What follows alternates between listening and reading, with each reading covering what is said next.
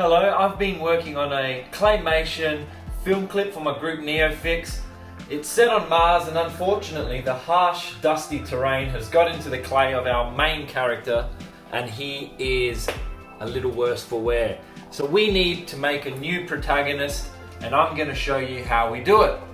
The character that we make today is going to be simple, effective, and can be animated to walk, and have facial expressions, and do all kinds of things without the need of an armature. Okay, so you want to get a decent sized clump of clay and just work it in for quite a while till it gets soft enough to start manipulating into the shape of a body. A few minutes later. Okay. Once the clay is workable, we're going to start forming some legs. Now, because we're not using an armature or a skeleton, if you will, our legs are going to need to be quite thick and fairly short to ensure that our character is able to balance, to stand up on his own accord, and to walk. Nothing has to be perfect at this stage, because the good thing about clay is you can keep working through your mistakes. So we've worked a couple little legs. Alright, so we've got our legs. It can balance itself. You can check the weight of the top is supported by the bottom, so that's great. Now we're going to make some arms, and we're going to do the exact same thing we did with the legs. We are going to pinch some clay outwards and start forming our arms. The arms do not have to be as thick as the legs because they're not supporting anything. They are not load bearing. But as we're doing it, we want to also start thinking a bit about the head. So you can start to very roughly form the shape of a human figure or a kind of starfish. And now it's just about slowly working it into an actual person. So for the head, you start to pinch in, form a neck. Now I've been squeezing down so the legs are getting a little too stubby. So you can start working that. And just distribute with your hands, bit by bit, the clay throughout the body. So for instance, if you haven't left enough clay for the head, you can push up from the legs towards the head, keep working it, and eventually that will become incorporated into the head. And you work your way further down the road towards having ourselves a humanoid looking clay object. The next phase is just to continue playing to actually now finesse the shapes a little bit. So you want it to look a bit more convincing than the little starfish that we currently have. So I'm just going to keep working it.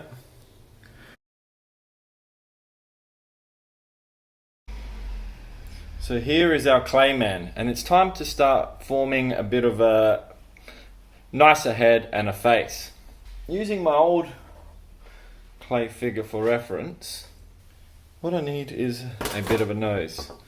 So to make a nose, you want to pinch some clay inwards and then pop it up with your finger.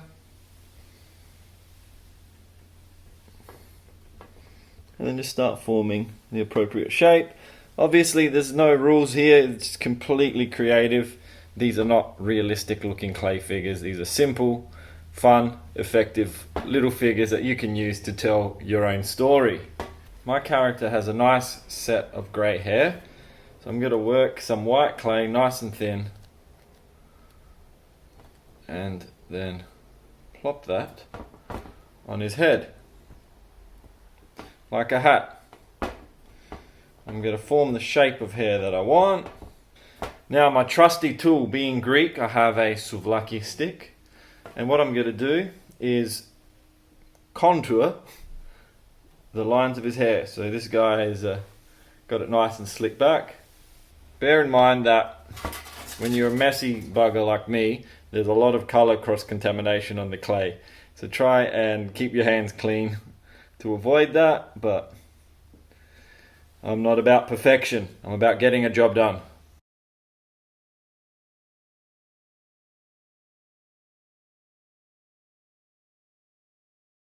Okay, that's looking alright. I'm feeling pretty happy with the hair. It is getting there. And now I'm going to start forming the face before I go on to put on his beard. So you can form underneath the chin by pressing in the shape that you want. Oh my god, my curtain just fell. Alright, so we've got our chin happening, we've got our nose happening, and now it's time for our lovely beard. And the beard is going to occur in the same way that the hair did. Yeah, still too much. Plonk it on there. And now I'm just going to do like I did with the hair, using this stick to draw in all the fine detail to make it look like a beard and not just white clay on his face.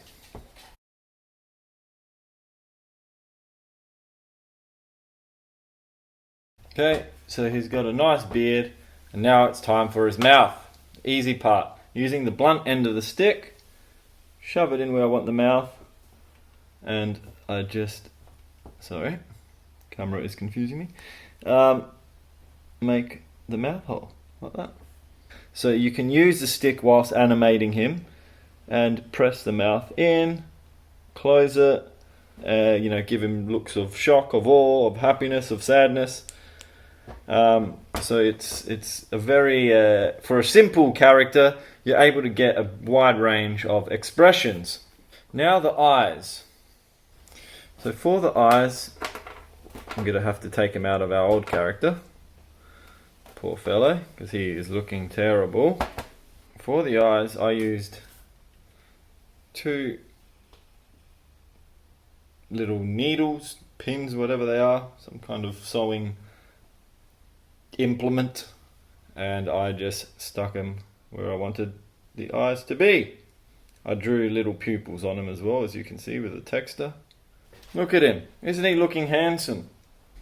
Okay, so the last thing I think he needs is some nice eyebrows. So to get the eyebrows, I'm just going to get a tiny bit of clay, white clay, and put it above his eyes, and then use my trusty stick with the sharp side to put them in the shape that I like. You're almost using this to sort of draw, essentially now. You draw the shape of the eyebrows.